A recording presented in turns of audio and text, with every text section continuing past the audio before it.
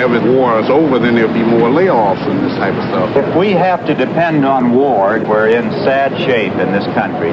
You know, that's really the argument that the communists make. They say our society won't work unless we have a war going on. Now, frankly, I don't believe that. At the end of World War II, which is the war I participated in, we had full employment after that war. And the reason is that we set about doing the things we needed to do that we couldn't do with the war on. Now, those problems are still here.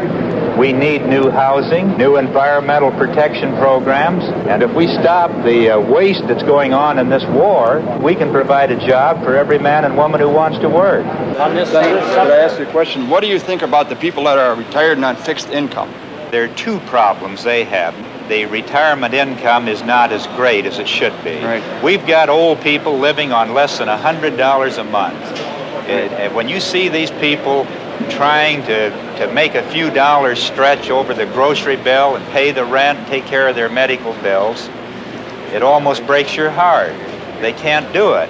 Now, one thing we all ought to be interested in, because we're all going to be old someday, is in seeing to it that those retirement benefits, whether it's under Social Security or some other plan, that they're generous enough so that our older people can have some measure of security and decency and dignity. The working man around here is so disgusted with government. I mean, the taking away of individual freedoms, you know, such as there are figures cast around at 75 to 80%.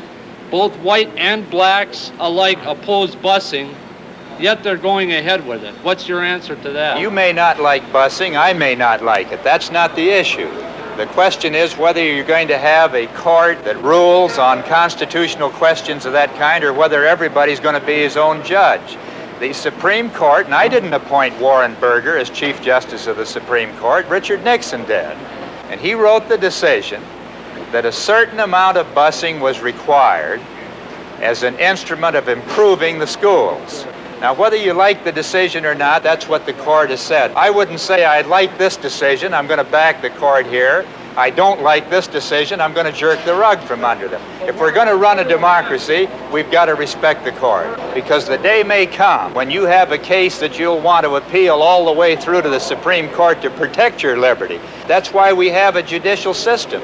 That's why we have a trial by jury. You don't always agree with the decisions of the court, but you kill this court system and you'll kill liberty in this country. McGovern, Democrat, for the people. The people are paying for this campaign with their hard-earned dollars. Send what you can to McGovern for President, Washington, D.C.